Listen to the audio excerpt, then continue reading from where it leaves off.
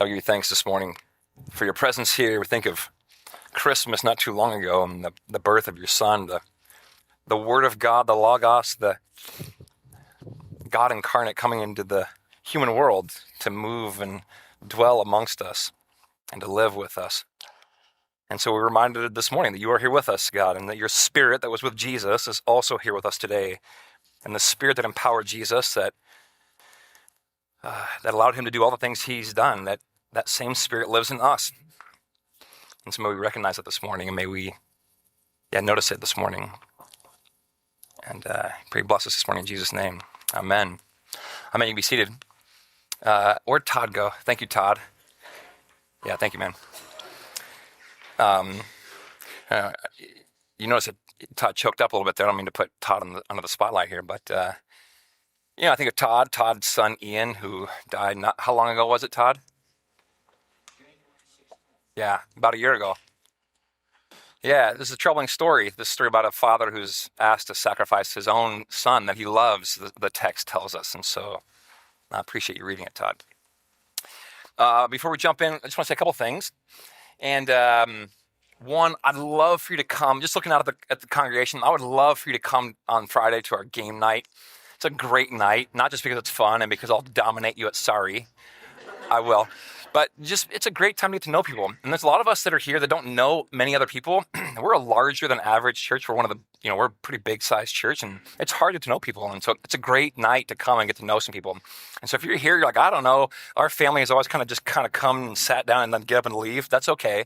But I'd love to have you stick around for a game night and get to know some people. And get a little bit further deep into the community here at Central. And then secondly, I love sticking around after the sermon, and especially during this series. These are going to be some tough sermons we're going to give in the next couple of weeks. So I'll always be hanging around up front if you want to come and chat with me. It's just easier if I hang out in one spot. If you want to come and hang out and talk with me, I love doing it. I don't mind it at all. I really enjoy it. But if I go out there, it's harder to find me, and so I just usually hang out up here. Come and grab me. I'd love to argue, wrestle, or just talk. I don't care. We don't have to argue. But I mean, like, if you want to disagree, I don't mind that at all either. I really don't mind.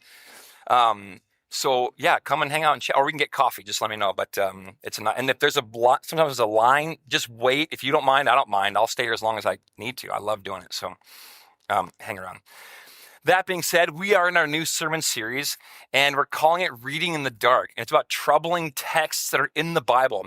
And this is one of them. There's a lot. If you read the Bible and read it closely enough, there are many texts, stories, ideas in the Bible that are really kind of disturbing if you read it closely enough. Now, many of us might have grown up in the Christian faith, and maybe you read these stories as a kid in Sunday school and had the little flannel graph or a video, and you're like, oh, these are great stories, but and you don't really realize how troubling they are and how disturbing they really are, because you kind of grew up with them, and it's like the water in which you swim. And sometimes the things that are most closely to us or most obvious are the hardest for us to recognize because we're too close.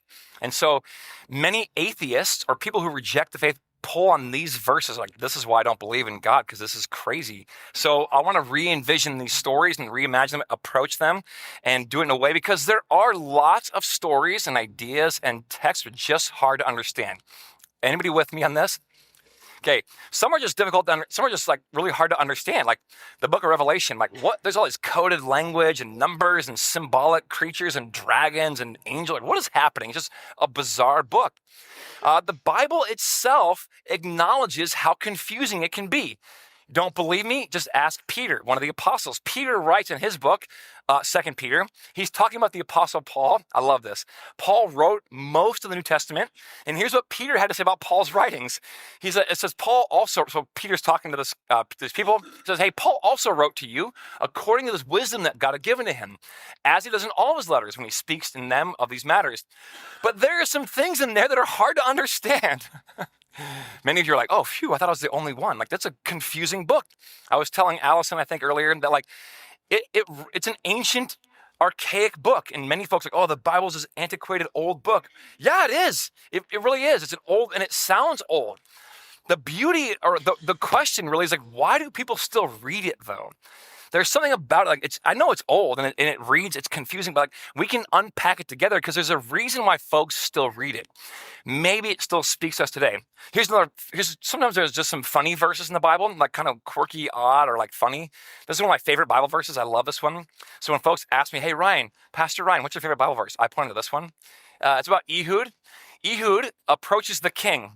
Ehud was a man of God. And while he was sitting alone in the room, this king in the upper palace, Ehud walks in and is like, hey, I have a message for you from God. As the king stands from his seat, Ehud reaches with his left hand, draws out the sword from his right leg, and plunges it into the king's belly. Like you do. Here's the best part, though. Even the handle sank in after the blade, and his bowels discharged everywhere. Ehud didn't pull the sword out, and the fat closed over the sword handle. Come on, that's funny. That's so funny. This king was so big, the sword was literally swallowed by his belly. It closes over it. Oh, it's so good. So Sonia, our very own Sonia, her son Philip got married years ago, and she had this great family Bible laid out at the reception. Like, hey, would you please come by and write in this Bible your favorite verse and just an encouraging note to Philip? So I wrote this one in there. You're welcome, Sonia. So good. Then he runs out of the room and he shuts the doors and he locks them. I love it. Ehud is my man. He's my hero. There's also some straight up troubling, disturbing text. In the Psalms, there's this one, writing about the Hebrew enemy, the Babylonians. And the Babylonians were evil people, you could say. I think it's pretty fair. But even still, this is what he writes about them. He says, the author of this psalm, happy is the one who seizes their infants and dashes them against the rocks. Oh, the crowd just went, yeah, that's, what in the world, you guys? This is a person of God. I don't know if it's David or not, but writing like, hey, blessed is the one who takes our enemies' babies and smashes them against the rocks. I don't know where you're from, but we don't do that where I'm from, even to your enemy. And also, Jesus had some other things to say about your enemies later on that don't align with us. Like, what do we make of these texts? What do we do with them? We're going to spend about 2 months or so unpacking and wrestling with a lot of these texts. Here's how I want to do it. I'm going to ask questions of the text together. We're going to do interpretation. They call it hermeneutics, is the fancy word, together. I want you to be theologians along with me. Yes, I went to school for this a little bit, but also you guys can be your own theologians and you guys can read the Bible on your own and interpret on your own, and that's good. And we'll wrestle together. So here's some, if you want to get your phone out, you can take a photo of this. Here are some great questions to ask of the Bible when you're reading it, okay? So number one, why did people find this important enough to tell this story? In other words, like, why did they write it down? Why include this story in the text, in the Bible, in the canon, they call it? Number two, why has this passage endured? A lot of things happened in Israel's history, even in the stories of Jesus. A lot of them did not get written down, did not get included, did not get told around campfires, along journeys, along roads. They just got left behind and forgotten. Why these ones? Why have these endured? Why have folks read them for thousands of years? Why are folks still reading them today? And why are they so prevalent in our culture? Number three, what does this passage tell us about how people understood who they were and who God was at that time?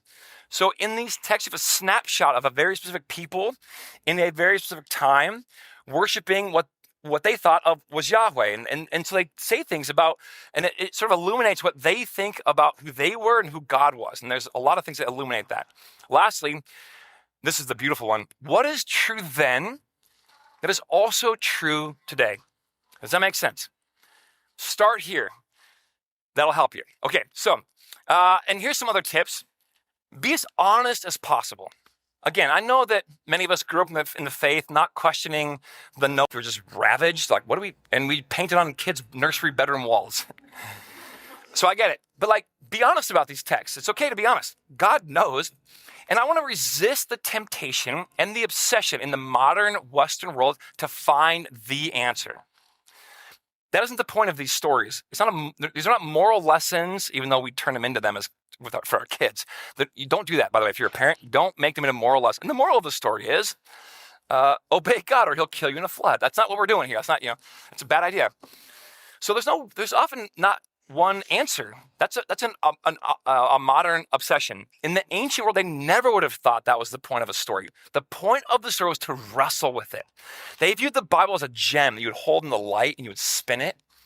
And the gem never changes, but like the refraction and the reflections and the light would bend. You'd see different colors and different angles and different beautiful spots. And you'd see things you'd miss. You'd look at it from every angle. And they wrestled with the text. They argued about it. My friend he's a Jewish rabbi says that, hey, if you have two rabbis in a room, you will often have three opinions. Sometimes four, he says. Yeah, they don't agree on many things. That's the point. They wrestle with it. So that's what we're going to do. Work the text. Let the text work us. Does that sound all right? So put your big boy and big girl pants on today and your thinking caps or whatever, and join me as we unpack this message. This story today is a very troubling story. It's a story of God commanding Abraham to kill his own son. This, by the way, is a piece of artwork from the Renaissance era. It's from Titian, about 1543. I don't know if you can see it from where you're sitting. Yeah, I'll let this speak for itself. Here's one from Caravaggio, the famous Italian Renaissance painter in 1603. Notice Isaac's face.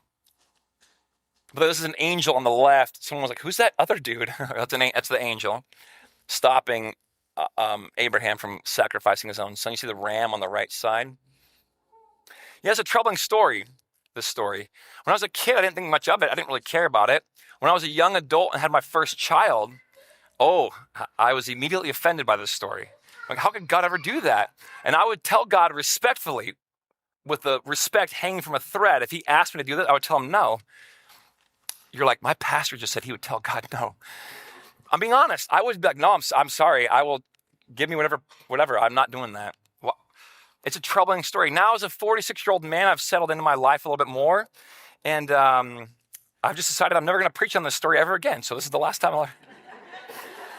No, I'm kidding. But I still am troubled by it. But I think I've come to some what's the word? I'm more comfortable living in the tension of I don't really know a lot about what's going on here. But the things I do know speak profoundly to me still this day. So here's what I want to do. I want to tell you the story, and I'll give you some details you want to pay attention to. There it is. Then I want to give you 4, maybe 4.5 things to consider when reading this story. So I've spent many hours this past week or two reading different rabbinical commentaries, ideas, thoughts, studying the scripture. And there's a lot of things that a lot of folks say about this story. And most of them don't really agree. Again, if you have 2 rabbis in the room, you have 3, 4 opinions. That's part of the point. So we're going to do that. I'm going to show you 4.5 different angles, ways to think about this text, let you wrestle with it, and then tell you what I do know at the very end. My favorite part is the ending. Does that sound all right? So hang on with me. Okay, here's the story. We'll start with the story. Then I'll give you 4.5. Then I'll tell you my favorite part, which is the ending, and let you go have lunch. By the way, where's Tim Stockstead? Tim, notice Tim. Could you stand up I don't want to embarrass you, but notice his attire this morning. Give Tim some love this morning. Yes, sir. Yes, sir. Thank you, Tim. Go home and watch the Vikings game or the Broncos. Here's the story. Sorry, I digress. Here's the story. Oh, by the way, open your Bibles. Can you please follow along with it? It's page 15, right at the beginning. It's Genesis 22. I want you to see it. Genesis 22. And remember our questions, the ones I mentioned earlier. Ask those of this text. What's going on here? Why did people write this down? What can we learn about the people, what era they came from, and what they thought about themselves and God? Ask those questions. Okay, Genesis 22. What's the opening line of this story? Someone yell it out. After these things. So this story doesn't just drop out of the sky. There's a whole bunch of things that just happened. You have to go back and read them. But this comes in like towards the end. This is the climactic moment of Abraham's whole life. And everything before this is leading up to this. Everything after it, things are different. It changes. So after these things is the open, and then the author of this story tells the story. Then comes the command. God tells Abraham, hey, Abraham, take your son, your only son whom you love. By the way, did Abraham only have one son? Who was the other son? A guy called Ishmael. Troubling. Why would God say he only has one son? He's got two sons. Take your son, your only son. By the way, Muslims, Christians, and Jews all share this story. In the Muslim story, though, it's Ishmael who's bound up, not Isaac. I'm sorry. Yeah, not Isaac. But all three of the monotheistic faiths in our world share this story. It's wild. Okay, so the command: sacrifice your son. Take him to the place called Mount Moriah. They think it's Moriah, and sacrifice him. Then there's an immediate obedience. Like Abraham doesn't even blink when God tells him. He just goes. He obeys. Then Abraham, they get there after a 3 days journey. By 3 days, where else do you read about 3 days in the story of God? Perhaps this is a foreshadowing story. But 3 days later, they get to the place and they tells the servants, "Hey, stay here. Me and the boy are going up here, me and the lad, and we're going to come back." Why would he say we're going to come back? He's going to sacrifice his son and leave him there. Maybe Abraham knows something that we don't. Maybe all along, Abraham was planning to bring his son back one way or another. Now, we know that Hebrews, the author of Hebrews, says many years later that Abraham believed that God would raise Isaac from the dead. It's later. You can't really read Hebrews into Genesis, so we're going to stay with Genesis. But Abraham seems like, hey, I'm bringing him back one way or the other. I don't know what he's thinking. We're going to find out, maybe not. Then they give him some wood. Isaac has to carry his own wood. Again, where is there another story where there's a young man carrying some wood on the way to being sacrificed? Maybe it's another story to come later too. So he carries his own wood. So by the way, if he carries his own wood, he's not a 2-month-old. He's older. He's an older lad. Maybe he's even 50. Some people think he's 36, Isaac, because Abraham is super old. So he carries the wood. By the way, if he's 36, it changes almost everything. Carries the wood. Then he asks the question, though. Isaac does, the sharp young lad. Hey, where's the lamb for sacrificing? And then the response is what does Abraham say? God will provide. Maybe Abraham knows something we don't. Oh, we do, because the author opens the story by telling you and I, this is a test. So we know almost from the jump, well, probably God won't actually make him sacrifice. So it's a test. He won't make him go through with it. Okay, so there's that. But Abraham seems to know something's going on because God will provide. We're going to just go and see what happens. And then you and I are coming back, buddy. The response. Okay, then the binding. So he binds up Isaac and lays him on this altar, builds an altar, and then he pulls out the knife to sacrifice his own son. Then you have the interruption. An angel comes out of nowhere, stops the whole thing, an angel of God, and they find a ram in the thicket, and they bring out the ram. They sacrifice the ram instead. Abraham calls this place the Lord will provide because he sees the ram as a provision of God. Even though the text never says God provides the ram, Abraham sees it that way. And so we as the reader can now see it that way as well. Okay, so far so good. So we're gonna wrestle together. Here's some troubling questions I have. Maybe you have the same ones, but I want to let you have permission to ask these. What kind of a God asks this? Again, if you took your son to the roof of Central, like, hey, God told me to do this, we'd have you arrested. Why does God ask him to do this in the story? Does God endorse human sacrifice? Why won't Abraham protest? Earlier in the story, remember it said after these things, earlier in the story, Abraham barters with God. He argues with God. Arguing with God is in the Bible, at least. And he seemingly changes God's plans by arguing with him. It's a weird idea. About Sodom and Gomorrah. But he doesn't argue here. Why doesn't he argue here? Did Abraham in fact hear God correctly or not?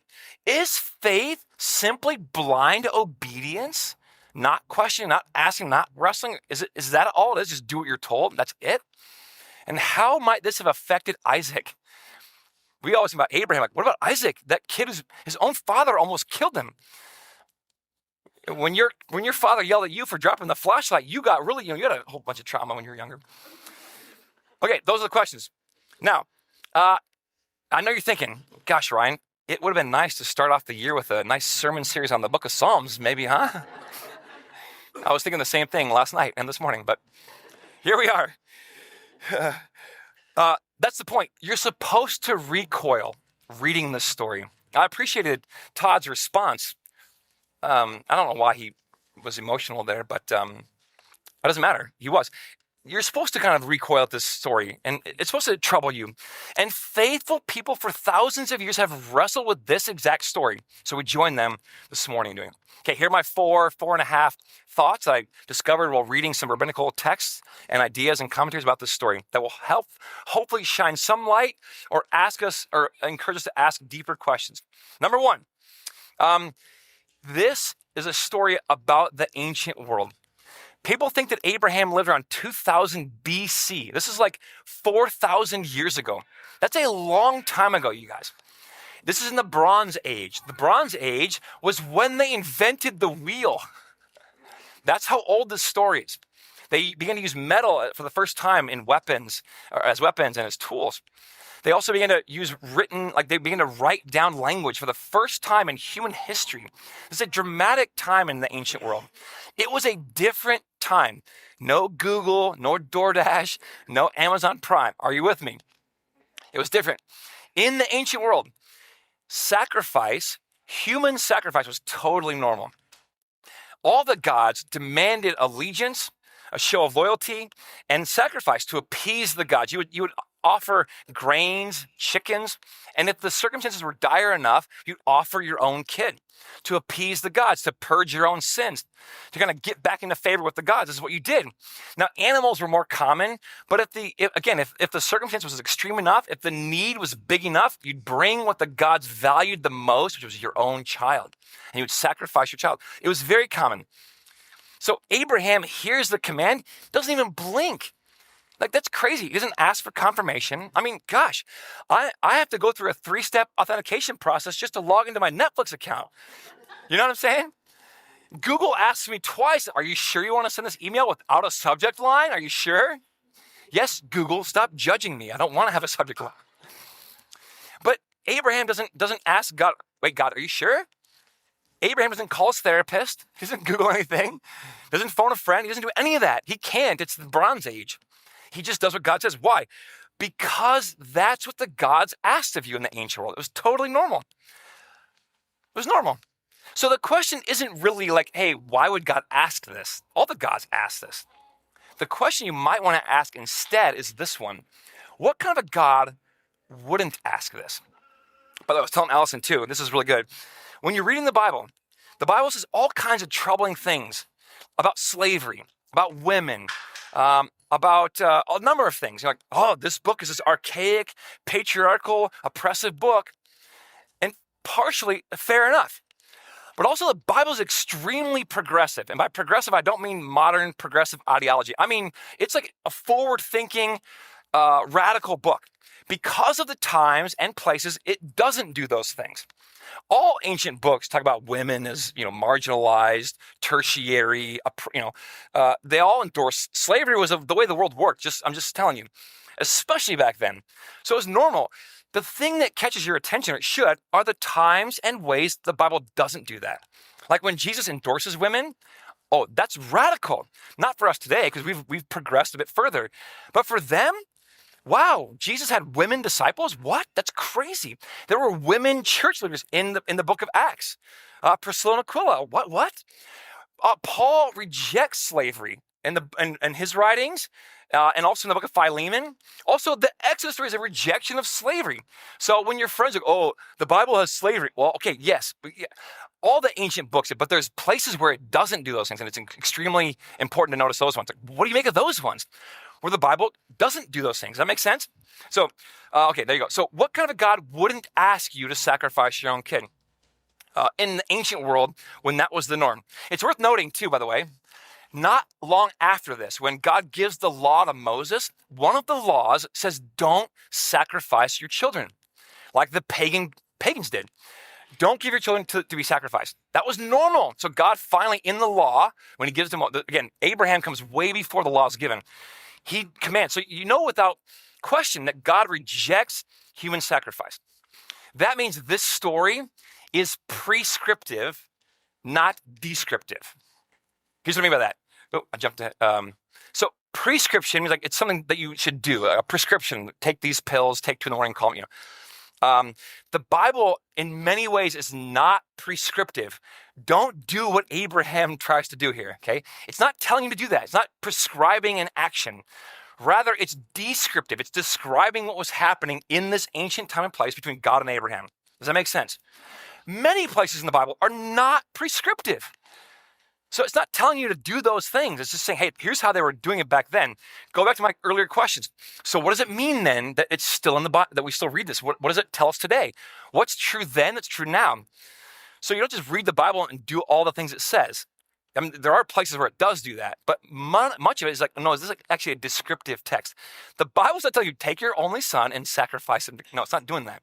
Okay, fair enough? Because God rejects it later on. Okay, so point one, it's an ancient world story, comes out of the Bronze Age. They just invented the wheel. They're testing it out, prototype A and B. They're using metal, tools. And God comes and does what all the gods do. It asks for a human sacrifice. Totally normal. Abraham doesn't even blink. Okay, number two, the thing I found. This is a story, it's a bookend. It's the last bookend of two bookends. Here's my favorite picture of a bookend. I had to have some levity in this. It's kind of a heavy sermon. So the story is the climax of the Abraham story. And it's the second end of two bookends. The first bookend is the call at Haran, when God calls Abraham at the very first time, says, hey, Abram was his name back then, leave your land and come to a new place, which was a radical idea. Nobody left their homeland back in the ancient world and went on a journey. A journey? Are you a hippie? What are you talking about? No one does it. That was radically new. But he does it. That's the first bookend, the call of Haran, when God tells him, leave and I'll call you to this new place and I'll bless you and you'll be a great nation. So these two stories actually are a literary device, and they provide a framework for how to read and interpret the story because they mirror each other. So I'll show you. I'll prove it to you. So all the English and book nerds, you'll love this part. Genesis 12, the call at Haran opens, go forth, Abram, to the land I will show you. So Genesis 22, he says to Abraham again, hey, go forth from here to a place, and I'll show you where you're going, to Mount Moriah to sacrifice your son. So opening lines are identical in the Hebrew. Secondly, in Genesis 12, the call at Haran, you can read it. He says, hey, leave your father and your mother and all your land, and so that's what he says, and then go to this place. And also, you won't know the destination. Just go and trust me. It's a story about trust and faith. So over here too, take your son, and he doesn't know, but I'm not going to tell you what's going to happen. We'll wait and see. Maybe it's a story about trust and faith here as well. They're mirror stories. By the way, notice he doesn't destroy his father over here. And notice over here, the son is also not destroyed. They're very similar. And they both end in a blessing from God. So rabbis said, hey, look, you've got to read these as bookends. Like, they help you understand that this is not just some random, wanton, capricious demand of God for blood, some vindictive, malicious. No, it's a story about trust, a calling into the future that we don't really know. And the vehicle, because the ancient world is in this case, it's God leaving, or Abraham leaving his homeland. This is about maybe sacrificing his own son. These are ancient media vehicles through which the story of trust and faith is being told. Does that make sense? Okay, good for half of you. Great. That's all I want to say about that. Yeah. Okay. Again, the opening line is God's going to test Abraham. So we know from the jump that God isn't going to actually probably make him do this. We know as readers. So it should put your mind at ease a little bit. Okay, so that's number two. Number one, ancient story. Number two, a lot of rabbis find that there's these bookends. So it's actually not a story about a demand for blood, but rather it's a literary device about trust and faith. Number three is this one then. The word for sacrifice that we use for sacrifice in the Hebrew is actually the word olah. Everyone say olah. Hola, ¿cómo estás? About the reaction I got at the 8:30. I'm not surprised. Some rabbis, especially one called Rashi lived about 11,000. Rashi suggests that people who read the Hebrew got the Hebrew wrong. Now he's got some legs to stand on here. I'm not going to unpack it all. You can Google it. He said the word that we read as sacrifice in the Hebrew is the word olah. Olah could also be rendered not just sacrifice, but it could also be rendered as to bring up. So when the sacrifices were made, this is what they thought was happening. The smoke would go up. So the word can kind of be rendered either way, to bring up, to elevate or to sacrifice, they don't have to, it doesn't have to mean sacrifice. I mean, hey, bring this up to God. So Rashi suggests, no, the word olah here is, God is actually, you guys are reading it wrong. God's commanding Abraham, bring up your son to this mountain and dedicate him to me, and then bring him back down. Wildly different. Changes the whole story if Rashi is correct. But who knows if Rashi is correct? Some rabbis, believe it or not, don't agree with Rashi. Maybe you don't agree with Rashi. That's fine. But he suggests that olah means to bring up, not sacrifice. We assume sacrifice in the word rather than just let the word speak as what it is. Okay, that's number 3. I told you I'd give you 4, maybe 4.5. Here's a half of one. This one's fun though. I think it is. Many rabbis believe it wasn't God who tested Abraham. Because if you're here, you're like, hey, why would God test anybody? Isn't the Satan the tester in the scripture? You wouldn't be alone. Many rabbis are like, hey, God doesn't test anybody. It's the Satan, the tempter. He's called the tempter, the tester. He tests many people, including our good friend Job.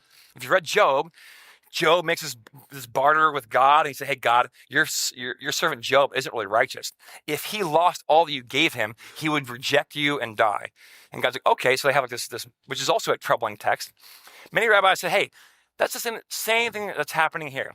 God has been approached by the Satan and told, hey, God, your servant Abraham is not full of faith. If you ask him to give you his own son, he won't do it. So then God's like, okay. So it's the Satan who comes and accuses and is testing Abraham. The story opens, you read it, after these things. In the Hebrew, the word for things is the word words. So it could be rendered after these words. What words? Well, the rabbi suggests that, there was this conversation between God and the Satan. They had this argument, this dialogue. Satan says, hey, if you test him in this way, or if you let me test him, he'll reject you.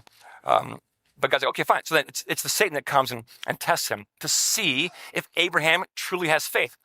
The story ends by Abraham. He's going to go through with it. It's stopped. And then God says, now I know you have faith.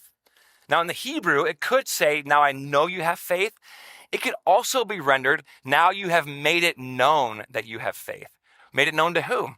These rabbis would say, made it known to the Satan. Now you made it known to the Satan, to the angels, to the whole world, and to yourself, that you have faith, that you don't even withhold your own son from me. So maybe it was the Satan that was testing Abraham and asking this atrocious thing and not God at all. Anybody like this one? You're too embarrassed to say? Okay, yeah. Okay, yeah. It's interesting. Google it. It's out there. A lot of rabbis think that. Okay, number 4. What in the world happens to Isaac? What if your own father tried to kill you? What would that do to you? I call this the trauma. Here's the deal. Many people think that Isaac was actually, many rabbis, that maybe, again, this is a troubling scene here. Look at his face. But some rabbis alleviate the tension by saying, no, Isaac wasn't a child. He was an adult. Therefore, he willingly goes along with Abraham because Isaac also trusts in God. This is a story about Abraham and Isaac's faith in God. Isaac, who's, probably an adult, many people think, who carries his own wood. After all, how could Abraham, an old, feeble man, have ever tied up Isaac? He doesn't. Isaac ties himself up. Because Isaac is also revealing his own faith. So they think, he was willing, which alleviates some of the trauma. Because it says in the text twice, and the two of them walk together. So he's willingly going. He's consenting. It's like, I'm in, let's go. It's still a weird story, but he's not quite being, like this abusive sort of thing. Others, though, don't agree with this. And they point to the end of the story and how the story ends and what happens after Genesis 22, which does look like some kind of family drama or trauma run amok. For example, did you know that Abraham and Isaac never speak again after this? They don't talk ever again. And we don't know why. But it's obvious that the authors and the compilers of Genesis meant to have that in there. There seems to be like a family fracture in the story. Also, Abraham comes back down the mountain, and guess who's not with them? Isaac's not with them. We know he didn't die. Like, where's Isaac? I don't know. He takes off. He only reappears later, much later, as this withdrawn, sort of introverted, passive, inward man. He's different. He's changed. He goes blind in his old age. He's deceived easily by his own son, by Jacob, the story of Jacob and Esau. He's a different man. Also, right after this story, Sarah, Isaac's mom, she dies. Many rabbis think that it's because she hears what Abraham, her husband, almost did to their son. If you're a mom and yeah, I get that, yeah. What would it do to you as a mom if your husband tried to sacrifice your son because God told him to? You'd be like, what? So some scholars believe that, oh yeah, Sarah dies because she hears what happens. And so there's a fracture, there's trauma, it's a breaking of relationship. It's a horrible story. And the scriptures don't try to sanitize it. They don't whitewash it. They don't say, and everyone lived happily ever after. In fact, the fact that they don't try to sanitize it or whitewash it actually is a moral stance. They're saying this story should trouble you. We're not endorsing this as a good story. It's a weird, crazy story. It should bother you. This is a moral stance in and of itself. So, those are my 4.5 ways of looking at it. Here's what we have to acknowledge. We don't know a ton about what's happening here. We just don't know. I can't read Abraham's mind or Isaac's. I don't know if the Satan was there or not. I know it troubles me. Did it trouble them?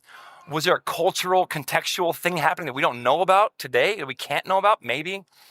There's a ton we don't know about. And it's tough to swallow. But that's okay. We wrestle with it anyway, and we let it keep us up at night maybe sometimes, or we talk about it over coffee with friends, and we wrestle, and we take it seriously in that way. That's part of the point, is to wrestle. That's how we honor God. But also then, I want to end with what I do know, because there's a lot I don't know. But here's what I do know. Are you ready? And here's what I think the takeaway should be, if anything. The ending. I love the ending. It's my favorite part. Imagine Abraham is right there getting ready to sacrifice his own son. And in the ancient world, this was totally a normal thing to do. But when the moment comes to sacrifice his own son, he doesn't do it. He doesn't. The story doesn't end the way you might think it would if you were an ancient reader. So the question is asked, like, what kind of a God would demand such a thing? Well, the answer in the text anyway is implicitly, I don't know, not this one. All the gods in the ancient world demanded sacrifice. Any ancient reader, like, oh, I know the story. They'd read, oh, I know the story. They know how it's going to end. Because the gods demand obedience. The gods demand proof of devotion and loyalty. And we have to offer things to appease the gods, to get back in their right standing and to earn favor with the gods. That's how it works, of course. So, of course, he'll sacrifice his own son to God. But this ending is different. It's wildly different. If you're an ancient reader, that will be what stood out to you. Again, what's different about the Bible that's not different about other ancient books? This is one. He doesn't kill his son. He doesn't do it. It's like a twist at the end of the story. God stops the sacrifice.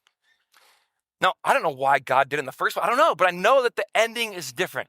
God provides another way. Maybe this is a story about a faith in which God provides for us another way. See, this story, which by the way is a foreshadowing of the cross for us Christians, we go, oh, it's a very similar story. This is a story about a God who provides. It's about a God who gives. In the ancient world, you would go to the gods, you would give, and you would appease them, and you would offer up whatever you could to get them to be, happy with you again. You are the giver.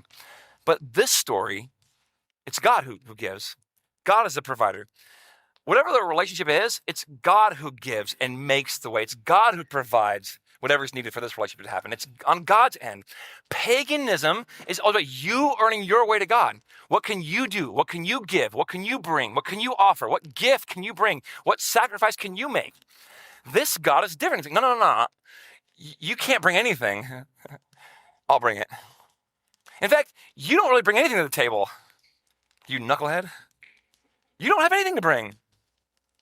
Bring your diplomas if you want, your trophies, your good works. I don't need that. I'm not playing that game. I don't need any of that stuff. That's nothing anyway. You have nothing to bring. I'll handle it. Let me take care of it. This is about a God who does all the providing, all the work. All he asks of Abraham is, just come with me. Have faith. Give it a shot. Show up. Try it.